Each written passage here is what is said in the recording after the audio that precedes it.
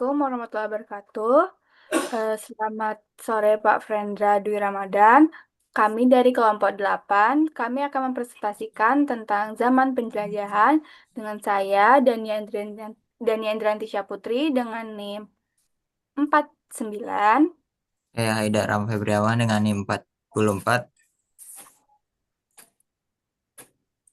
Dan saya Elizabeth Novianti dengan NIM 58. Oke, jadi outline-nya adalah yang kita bahas itu tentang pendahuluan, faktor dan dampak tentang zaman penjelajahan, ciri khas zaman penjelajahan, contoh peta, perkembangan manusia memahami kartografi, serta seni, ilmu, dan teknik. Yang pertama yaitu pendahuluan. Nah, jadi pada zaman penjajahan tuh sekitar periode 15 sampai 17. Nah, itu ketika bangsa-bangsa Eropa melakukan pelayaran besar itu untuk mencari jalur perdagangan baru, jalur perdagangan untuk mencari rempah-rempah, wilayah baru dan sumber kekayaan baru lah. Nah, ini eh, kapal yang di sini merupakan ilustrasi dari kapal karavel yang mereka gunakan untuk melakukan penjelajahan itu.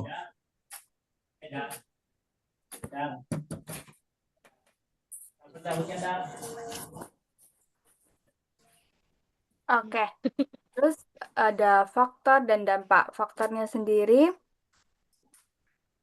faktor terjadinya zaman penjajahan itu ada tiga faktor. Ada faktor ekonomi, faktor ilmu pengetahuan dan teknologi, serta faktor politik dan agama. Nah, faktor ekonomi, kebutuhan tinggi terhadap rempah-rempah yaitu lada, pala, cengkeh itu dari Asia. Terus jatuhnya Konstantinopel pada tahun 1453 ke tangan Turki Utsmani menyebabkan jalur dagang darat ke Asia bertambah, serta bangsa Eropa mencari jalur laut langsung ke sumber rempah-rempah. Terus ada faktor ilmu pengetahuan dan teknologi, yaitu kemajuan teknologi kapal, yaitu kapal karavel, karak, dan galeon, penggunaan kompas magnetik astrobel, dan perkembangan peta dan kartografi, serta percetakan memungkinkan penyebaran peta secara luas. Yang ketiga yaitu faktor politik dan agama. Nah, faktor politik dan agama ini itu persaingan antara kerajaan, antara Portugis, Spanyol, dan Inggris. Terus semangat penyebaran agama Kristen, serta semboyan yang terkenal itu Gold, Glory, Gospel, yaitu Gold yang sendiri berarti mencari kekayaan, dan Glory yang berarti mencari kejayaan dan kekuasaan, serta Gospel yaitu menyebarkan agama.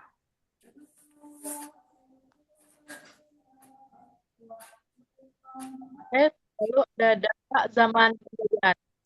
Ada dua dampak, yaitu dampak positif dan dampak negatif.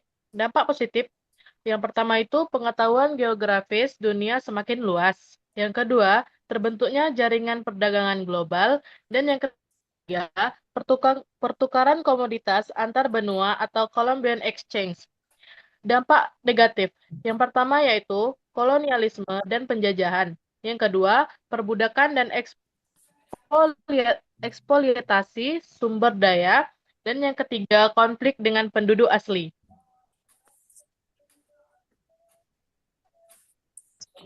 Nah, selanjutnya dari pertanyaan Bapak, bagaimana teknologi percetakan mulai memproduksi peta secara massal? Nah, jadi kan sebelum abad 15 sampai 17 itu melakukan penggambaran peta atau pencetakannya itu secara manual.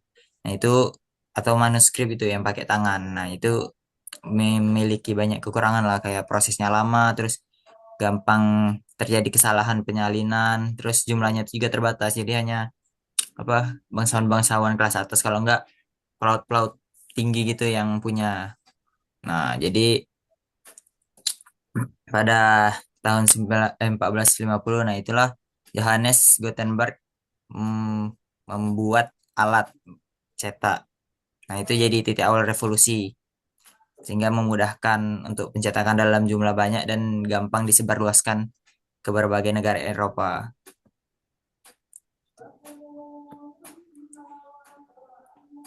Nah, yang pertama soalnya itu ciri khas zaman penjelajahan pada abad 15 sampai 17. Nah, periode ini tuh ditandai dengan penjelajahan dari samudra itu sangat besar-besaran oleh bangsa Eropa yaitu Portugis, Spanyol, Belanda, dan juga Inggris. itu untuk menemukan jalur perdagangan rempah-rempah baru serta motivasi dari Gold Gallery Gospel. Nah, ciri khasnya itu penemuan benua baru itu peta yang semakin detail berdasarkan laporan dan penjelajahan, penggunaan alat navigasi seperti kompas dan astrolab, serta pergeseran pusat perdagangan ke Samudra Atlantik.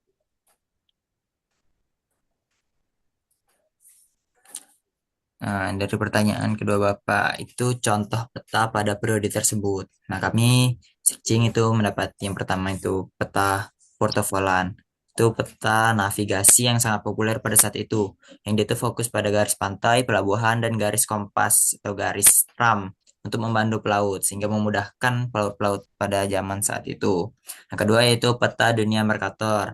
Nah, itu ditemukan pada 1569 atau dikemukakan lah.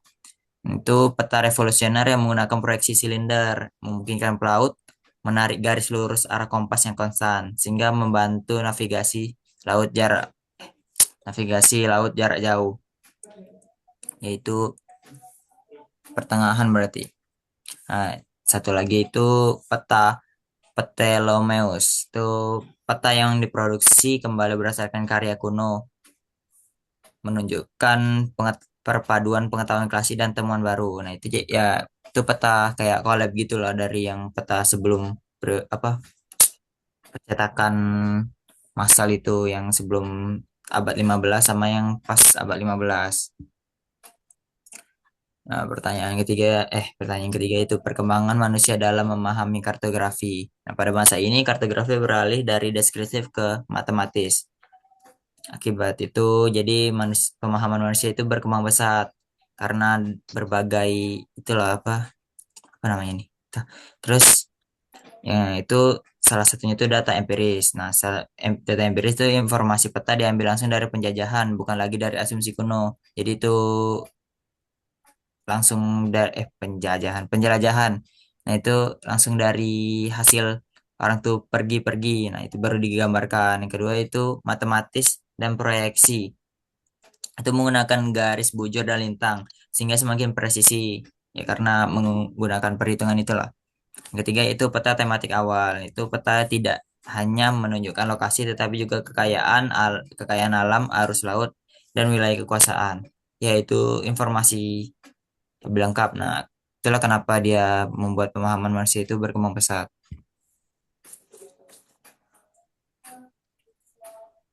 Oke. Yang keempat itu ada keseimbangan seni, ilmu, dan teknik. Periode ini adalah masa transisi di mana ketiganya berjalan beriringan. Yang pertama itu seni. Peta masih dianggap sebagai karya seni tinggi, dekorasi, ilustrasi tangan, yaitu monster laut, ornamen, atau pewarna artistik. Yang kedua itu ada ilmu pengetahuan. Penerapan astronomi dan geodasi untuk menentukan lintang bujur membuat peta lebih akurat posisi secara geografis. Yang ketiga, teknik atau teknologi.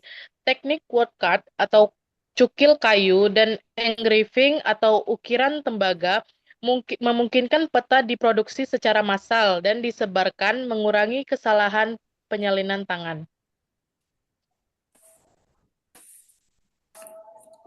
Oke, sekian presentasi dari kelompok 8. Kurang lebihnya mohon maaf. Kami akhiri. Wabarakatuh. Assalamualaikum warahmatullahi Assalamualaikum wabarakatuh. warahmatullahi wabarakatuh. Selamat sore, Pak. Assalamualaikum warahmatullahi wabarakatuh.